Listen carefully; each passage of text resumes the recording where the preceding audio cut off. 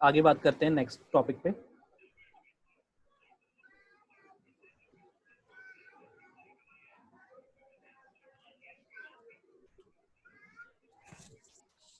One minute.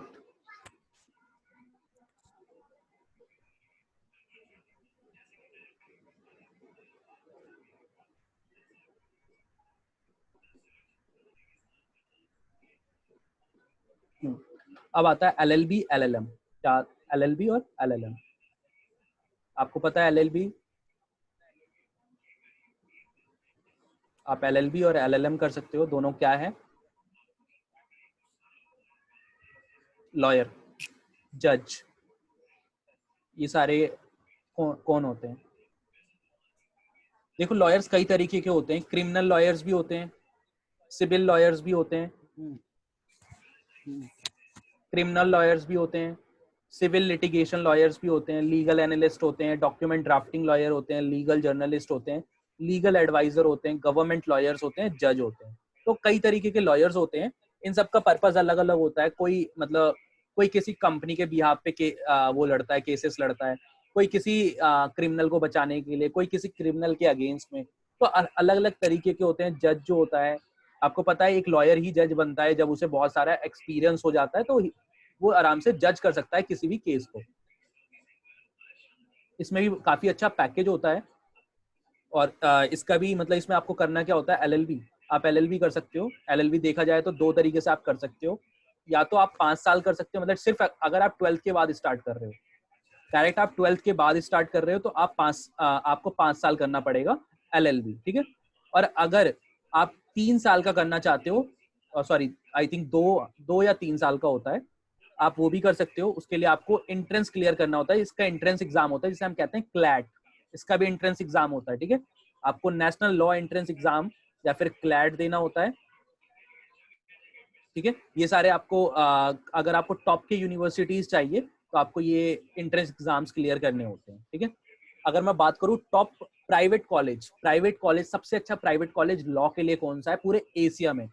पूरे Asia में law के लिए सबसे अच्छा private college OP Jindal global university सबसे अच्छा कॉलेज है। OP Jindal global university, OPJGU जिसे कहते हैं, OPJGU, या आप इसे कह सकते हो जिंदल ग्लोबल यूनिवर्सिटी। ये सबसे बेस्ट कॉलेज माना जाता है पूरे एशिया में लॉ के लिए, सबसे फर्स्ट नंबर पे आता है। ये प्राइवेट कॉलेज है लेकिन फीस बहुत हाई है, ठीक है। दो तरीके से कर सकते हो आप LLB। उसके बाद LLB के बाद LLM कर सकते हो। LLM क्या होता है? LLM masters. LLB में आप अंडर वहाँ पे आपको LLM करने के लिए, LLM का जब करोगे तो आप मास्टर्स बन सकते हो लॉ में। इसकी एवरेज सैलरी अगर मैं बात करूँ, दो तरीके से आप इससे कर सकते हो। या तो कहीं पे जॉब कर सकते हो एज अ, या फिर अपना एक प्रैक्टिस कर सकते हो, अपनी शॉप अपना वो ऑफिस चला सकते हो, ठीक है। अगर आप प्रैक्टिस करते हो कोर्ट में तो आपको 5,000 से 40,000 डिपेंडिंग अपॉन दी केस, आप कैसे केस हैंडल कर रहे हो। आपको पता है सिविल केसेस मतलब नॉर्मली छोटे मोटे केसेस के लिए आपको कम फीस मिलते हैं लॉयर्स को। लेकिन अगर वो क्रिमिनल केस अगर लड़ते हैं तो उन्हें काफी अच्छा पैकेज मिलता है, मतलब फीस मिलती है। फीस वो हो सकती है लाख भी हो सकती है, 2 लाख भी, डिपेंडिंग अपॉन। अभी जैसे एक का केस, एक आपको लॉयर का नाम पता होगा, हरीश साल्वे, जिसने जादव पाकिस्तान के अगेंस्ट में जो केस इंटरनेशनल कोर्ट में लड़ा था, उसने सिर्फ ₹1 चार्ज करा था, बट उसकी ₹1 की वॉर्थ बहुत ज्यादा थी, बहुत ज्यादा वॉर्थ थी, ठीक है। तो वैसे डिपेंड करता है आप कितने कैपेबल हो। अगर आप कैपेबल होगे तो इस फील्ड में आप बहुत अच्छा, मतलब यहाँ पे आपको क्या चाहिए होता है, अगर आपकी कम्युनिकेशन अच्छी है, आप कोई चीज को एनालाइज अच्छा कर पाते हो, तो this is the best field आपके लिए है, ठीक है। तो यहाँ पे आपको अच्छा खासा मिल सकता है। और अगर आप कहीं पे लीगल प्रोसेस आउटसोर्सिंग में जाते हो, किसी कंपनी की केसेस लड़ते हो, उस कंपनी ने आपको परमानेंट बेसिस पे हायर कर लिया, तो आपको 20,000 से 50,000 मंथली सैलरी पे कर सकते हैं। तो इसमें दो तरीके के ऑप्शंस आपके पास अवेलेबल रहते हैं LLB LLM में। फिर आपको पता है BCom, that is the most common course जो आजकल बच्चे करते हैं, BCom और BCom ऑनर्स। पहली चीज मैं बता देता हूँ, BCom जो होता है और BCom ऑनर्स में डिफरेंस क्या है, ठीक है। दोनों ही UG कोर्सेस हैं, दोनों अलग हैं। पहली चीज, BCom और BCom honours both are different to each other, ठीक है। बीकॉम ऑनर्स को ज्यादा वैल्यू दी जाती है। बीकॉम ऑनर्स को ज्यादा वैल्यू दी जाती है किससे? बीकॉम प्रोग्राम से, मतलब बीकॉम से, नॉर्मल बीकॉम से। क्यों? क्योंकि आपको जो बीकॉम ऑनर्स जब आप करते हो ना, तो इसमें जो सब्जेक्ट्स होते हैं वो काफी थोड़े से, उनका जो सिलेबस रखा गया है थोड़ा सा बड़ा रखा गया है इन कंपैरिजन बीकॉम। तो बीकॉम ऑनर्स के लिए आपको मैथ्स, पहली चीज, बीकॉम ऑनर्स के लिए आप तभी एलिजिबल होगे जब आपके पास मैथ्स होगा। और मैं बता देता हूँ, जैसे मैंने अभी बताया आपको, SRCC Shri Ram college of commerce BCom honours कराता है बट बीकॉम नहीं कराता है। तो आपको अगर 12th में आपके पास मैथ्स थी तो आपके लिए बीकॉम ऑनर्स का ऑप्शन है। अगर आपके 12th में अच्छे परसेंटेज आते हैं तो आप बीकॉम ऑनर्स कर सकते हो। कहाँ से? Shri Ram college of commerce से या lady Shri Ram college of commerce से। तो आपके पास दोनों ऑप्शन है। कॉमर्स बहुत अच्छा है, मतलब बीकॉम भी। लेकिन बच्चे आजकल क्या करते हैं, SOL से करते हैं या इग्नू से करते हैं। तो SOL से इग्नू की उतनी ज्यादा वैल्यू नहीं होती, उन्हें एवरेज सैलरी वही मिल पाती है 15 to 20,000। बट अगर आप यहाँ से अच्छे कॉलेज से रेगुलर ग्रेजुएट करते हो, 15 to 20,000 ही सैलरी मिल पाती है पर मंथ। और बहुत कम होता है, ये भी सबको नहीं मिलता। एवरेज अगर देखा जाए तो 10 to 15 के अराउंड होता है ये। तो आपके लिए ऑप्शन क्या है? रेगुलर जाओ, रेगुलर बीकॉम करो या बीकॉम ऑनर्स करो। जिसके पास मैथ्स है वो बीकॉम ऑनर्स जा सकता है, जिसके लिए नहीं है मैथ्स, कोई दिक्कत नहीं, आप बीकॉम करो बट अच्छे रेगुलर कॉलेज से करो तो बहुत सही रहेगा आपके लिए। अगर आपको MBA करना है आगे, लेकिन आप BBA नहीं करना चाहते, तो आप बीकॉम प्लस MBA भी कर सकते हो, no worry. BCom plus MBA possibility है, बीकॉम प्लस MBA करने का।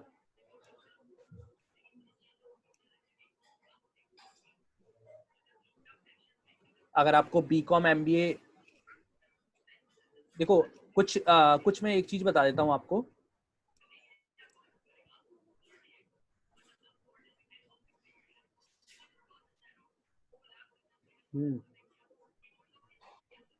आप बीकॉम के साथ MBA कर सकते हो, ठीक है। बीकॉम के साथ आप CA कर सकते हो, ठीक है। बीकॉम के साथ आप बीकॉम प्लस CS, जनरली लोग ये करते हैं, बीकॉम प्लस CS। बीकॉम के साथ CMA भी कर सकते हो आप। बीकॉम के साथ ACCA, बीकॉम के साथ CPA, बहुत सारे अवेलेबल हैं आपके पास। आप चाहो तो बीकॉम हटा के यहाँ पे BBA भी कर सकते हो, क्योंकि आप BBA प्लस MBA करोगे। अगर मैं बात करूँ तो अगर आप बीकॉम और CA कर रहे हो तो ये आपके लिए एक प्लस पॉइंट होगा। अगर आप बीकॉम और MBA कर रहे हो, उससे ज्यादा प्लस पॉइंट तब होगा जब आप BBA प्लस MBA कर रहे हो। अगर आप BBA प्लस MBA कर रहे हो तो that is the plus point for you. और अगर आप बीकॉम प्लस CA कर रहे हो तो that is the plus point for you. अगर BBA CA कर रहे हो तो वहां पे थोड़ा सा ऊपर नीचे हो जाता है। तो जनरली बच्चे क्या करते हैं, जनरली अगर आप CA कर रहे हो तो आप बीकॉम लेते हो, बीकॉम के साथ CA परस्यू करते हो, ठीक है। लेकिन कई बच्चे ऐसे भी हैं जो कुछ और कोर्सेज करने के बाद ये करते हैं। जनरली BBA के साथ लोग MBA करते हैं, लेकिन MBA आप BBA के साथ भी कर सकते हो और बीकॉम के साथ कर सकते हो। तो दोनों आपके लिए अच्छा है, कोई दिक्कत नहीं। आप दोनों कर सकते हो परफॉर्म MBA के साथ, क्योंकि दोनों अंडर ग्रेजुएशन है, उसके बाद आप MBA कर सकते हो। लोग क्या करते हैं, अगर आप CA कर रहे हो तो लोग क्या करते हैं, बीकॉम कर लेते हैं ओपन से, ओपन डिस्टेंस लर्निंग, जैसे SOL से डिस्टेंस लर्निंग कर लेते हैं।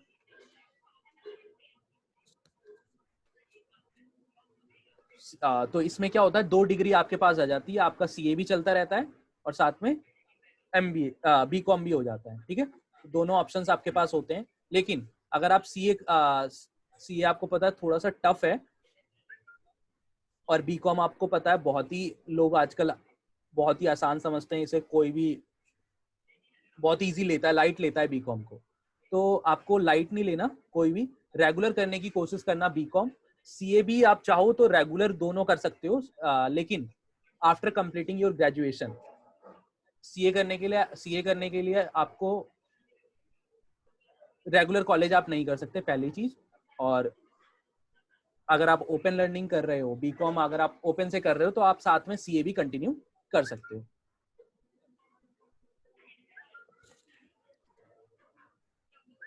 किसी को कुछ पूछना है तो आप पूछ सकते हो मुझसे, चैट में पूछ सकते हो। बीकॉम का आपको पता है 3 साल का कोर्स होता है, 6 सेमेस्टर्स में डिवाइड होते हैं। अकाउंट्स है, मैथमेटिक्स, इकोनॉमिक्स है, बीएसटी बिजनेस एडमिनिस्ट्रेटर है, ये सारे सब्जेक्ट्स हैं आपके। ओके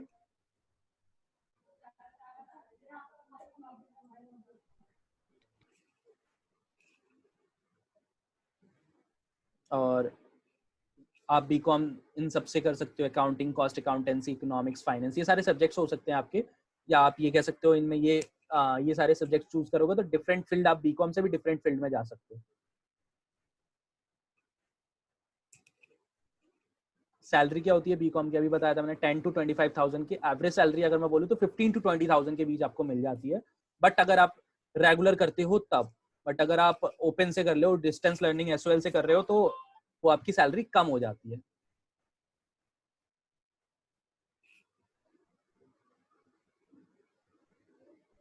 कॉमर्स में कौन कौन से सब्जेक्ट होते हैं और ऑप्शनल कौन कौन से होते हैं? तो कॉमर्स में देखो मेनली एडिशनल पहली चीज, मेन सब्जेक्ट्स, 3 मेन सब्जेक्ट्स होते हैं। एक बीएसटी होता है, ठीक है, एक बीएसटी होता है मेन सब्जेक्ट, और एक आपका इकोनॉमिक्स होता है, और एक अकाउंट्स होते हैं। ये 3 मेन सब्जेक्ट्स होते हैं। फिर आपके पास ऑप्शन आता है एडिशनल सब्जेक्ट्स का। हिंदी ले सकते हो आप, कंप्यूटर साइंस ले सकते हो आप, कई बच्चे कंप्यूटर साइंस, कई बच्चे मैथ्स भी लेते हैं, तो ये आपके पास एडिशनल होते हैं। तो मेन सब्जेक्ट्स आपको जो मेनली फोकस करना होता है, 3 मेन सब्जेक्ट्स होते हैं, बीएसटी हो गया, इकोनॉमिक्स हो गया, और अकाउंट्स हो गया, ठीक है। आर्टिकलशिप क्या है? तो आर्टिकलशिप का मतलब क्या है? आपको प्रैक्टिकल ट्रेनिंग, देखो सीए का जो कोर्स होता है, इसका पूरा करिकुलम 5 साल का होता है, पूरा करिकुलम 5 साल में आपको उसमें से 3 साल की आर्टिकलशिप होती है। आर्टिकलशिप का मतलब क्या होता है? Practical training. प्रैक्टिकल ट्रेनिंग आपको ले जाके, आपको एक सीए फर्म देखनी होती है जहाँ पे आप सीए के अंडर काम करते हो, और वहां पे आप सीखते हो कि क्या क्या आपको करना है जब आप सीए क्वालिफाई कर जाओगे। मतलब प्रैक्टिकल कॉर्पोरेट वर्ल्ड में आपको काम कैसे करना है, वो सारी चीजें आप कहाँ सीखते हो? आर्टिकलशिप में सीखते हो। और कोई डाउट किसी को?